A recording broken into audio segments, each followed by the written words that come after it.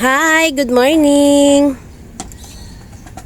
Wow, napakaganda ng ating morning dahil busy na naman ang ating umaga.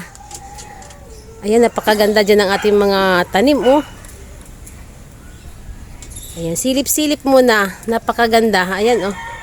Ganda ng sili. So, ngayon mga langga, ayan, meron po tayong pinagkakaabalahan. Magtatanim tayo. Kasi kahapon, nakabili po ako ng seeds. Ayan, magtatanim tayo. Tara, dito na tayo sa ating mga naka-ready na mga paso. So ito po langga ang ating itatanim. Ito oh, ang ating okra. Ayan, ito po yung aking nabili na variety ng okra. So dito natin itatanim. Ayan oh, ready na yung ating pagtataniman. Malalaking paso yan langga. Ayan oh. So napakaganda po ng lupa natin, ano? Wow. Ayan, napakabuhaghag po ng lupa natin. Ilang paso din po itong ating pagtataniman. Ayan, 7 paso po yan. Yan, dito natin siya nilagay dito sa pwesto na to dahil medyo naarawan. Ayan, mga katabi niya dito ay ang mga kamatis at saka mga sili. So dito banda, dito natin ilalagay. Ayan oh, sumisikat na yung araw. Yan, itatanim na natin yan para sa sunod na araw makapag-harvest tayo ng okra. Ang sarap kasi ng okra, ano? Pakuluan mo lang yung okra. Napaka-healthy na gulay ang okra. Kaya gusto kong magtanim ng okra. Hindi lang po talong ang ating itatanim, mga talbos. Magtatanim din tayo ng okra.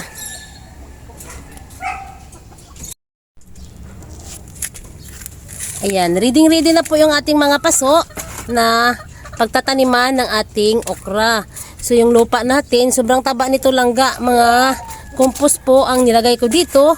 Yung ginagawa nating mga compost, ganyan po kaitim oh. Ready na talaga yan pagtataniman. Napakaganda ng lupa. Buhaghag yan, buhaghag yung lupa natin. Ayan, wow. So ang gagawin natin, dahil malaki naman po yung paso natin, tigdadalawa po ang ilalagay natin sa bawat paso. So ang gagawin natin,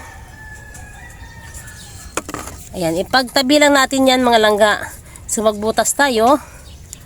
Ayan, magbutas tayo dito. Magkatabi lang sila dito. Ayan, grabe yung lupa natin, no? Napakabuhaghag, oh. Ayan, ilalagay natin dyan. Tama lang, wag masyadong baon na baon talaga na sobrang lalim. Kasi wala naman ditong mga piste na ano sa ating gulayan. Ang piste lang dito yung ating maya. Grabe talaga ang maya dito mga langga, matindi. Grabe silang tuka ng mga pananim ko dito. Kung hindi mo babantayan, mauubos talaga. Dahil maya dito eh. Ayan, so ayan, naka-ready na yan. Gaganyanan mo muna. Yan, ganyan na muna ang ginagawa ko pag nagtanim ako para dire-diretso na tayo maglagay ng mga seeds.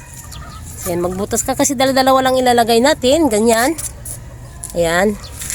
So ilalagay na natin yung ating mga seeds.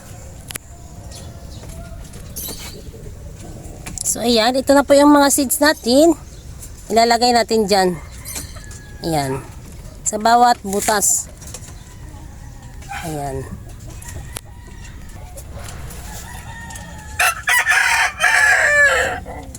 Okay. So tatakpan natin yan langga, tatakpan natin yan, ganyan. Ayan, tatakpan lang natin. Ito. Yung maganda itakip nyo ha, wag masyado yung ano. Tulad niyan, syempre may mga compost tayo. Yan, ganyan ang ating pagtakip. Yan, tatakpan na natin yan. Maganda naman po ang lupa natin, buhaghag eh.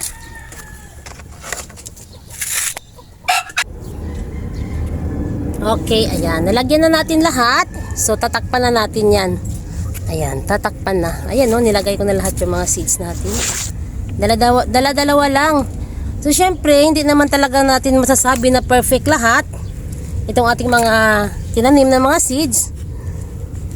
maglalagay po tayo sa isang tabi ng dalawang seeds. Para sa reserva yung langga, reserva natin. Pag halimbawa, mayroon ditong seeds na hindi nabuhay, ita-transfer natin yun. Ita-transfer natin yung mga seeds na yun. So, syempre, saan natin ilagay? Dito po sa katabi niya. Sako po ito, langga, sako. So, dito natin ilalagay yung dalawang seeds ulit. So, pag halimbawa lang nabuhay dito sa mga paso na ito, kukunin po natin dito langga yung mga seeds na yun. Yung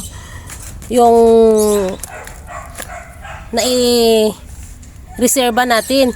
So, syempre, pag halimbawa yan ay okay lahat, hindi po siya namatay, walang buhay lahat yung mga seeds natin, so naka-ready na yung ating pinaglagyan ng dalawang seeds na reserva. So, hindi na natin tatanggalin langga dyan. Pwede na po dyan ang dalawang seeds kasi ayan, no, malaki naman po yung sako na yan.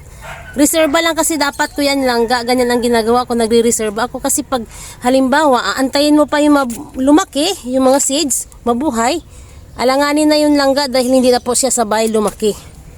So kaya ganyan po ang ginagawa ko. Pag mabuhay naman dyan o buhay lahat ng seeds natin, ayan, hahayaan na natin yung ating reserva dyan hanggang siya ay lumaki rin sabay dito sa mga paso na ito. Ayan, ganun lang ang ginagawa ko. Pero kung halimbawa mayroon ditong dalawa na hindi nabuhay, tatanggalin natin yung langga yung dito sa sako na ito. At ililipat natin dito. So yung sako na yan, pag mayroon pa tayong ibang pagtataniman, ganun, parang reserva lang yung langga eh. Itong sako na to, reserva lang. Yan ang ginagawa ko para sabay-sabay silang lumaki. Hindi pa tayo mag-antay na kailan kaya di ba atat na tayo? Atat na tayo sa ating mga itinatanim, kaya gusto ko pag nakita ko sila buhay lahat. Hindi na aantayin pa yung isa bago mabuhay. Halimbawa dito hindi nabuhay, ayan, saka ulit ikaw magtatanim, yung isang katabi ay buhay.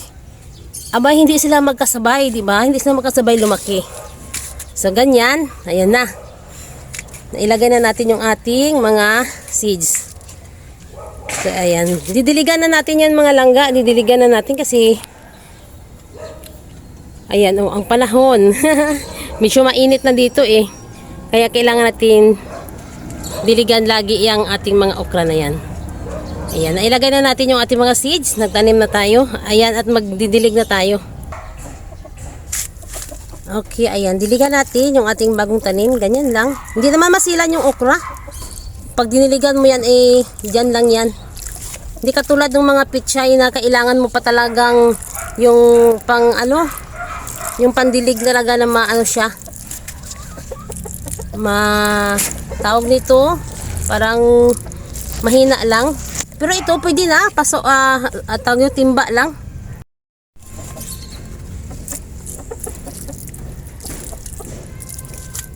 Ayan, ganyan lang. So, mamayang hapon, hindi na tayo magdidilig kasi hindi naman agad-agad ito maano yung ating okra. Ganyan lang. Ayan. Bukas ng umaga ulit natin didiligan yung ating okra. Para hindi siya masyadong basang-basa. Baka mamaya yan ay bulok naman. Tama na yung umaga natin siya diligan. Saka na tayo magdilig pag limbawa buhay na sila. Yung hindi nakakayanin ng kanilang mga dahon. Pero ito, ganyan lang ginagawa ko mga langga eh. Tuwing umaga, pag bagong tanim lang, sa umaga lang ako nagdidilig ng bagong tanim ng mga seeds. Sa umaga lang. Kasi napansin ko, pag umaga hapon, nabubulok po yung aking mga seeds. So hindi talaga maganda. Para sa akin, hindi ko lang po alam sa iba. Kasi dito po yung sa aking pwesto ay may mga net po itong taas nito, nakanet. Ay nakanet tayo, ayan oh. So syempre, hindi agad yan na direct sa araw, kaya medyo okay pa yung ating mga tanim na seeds. Medyo basa-basa pa yan, kaya bukas na ulit ng umaga. Okay, ayan mga langga. Ayan, mag-harvest pa ako dito ng aking nakita nyo yung aking pichay kinain, tinuka ng ibon. Pero grabe ang lapad ng dahon, di ba? Lapad ng dahon, oh. Ayan. Naglagay ako siya ng mga net para mamayang tanghali, ilagyan natin ng net yung ating pichay. Kasi masakit sa mata ng ibon ito langga. Tinutuka nila ito. Masarap kasi itong pichay. So ayan mga langga, ayan na. Magdidilig pa ako. Didiligan pa natin yung ating mga katabi na mga tanim dito. Ayan. Okay. Sa sunod na araw, magbabalik tayo dito. Ayan. I-update natin yung ating mga seeds na nakatanim dito sa mga paso na ito. Ayan, ikailagay na pala dito yung aking dyan yung reserva. Ayan, didiligan pa pala natin yan. Nakalimutan ko. Ayan, okay. Thank you sa inyong lahat. Sa walang sawang panonood sa aking mga vlog. Please subscribe my channel, Inday Names Rooftop Garden. Bye!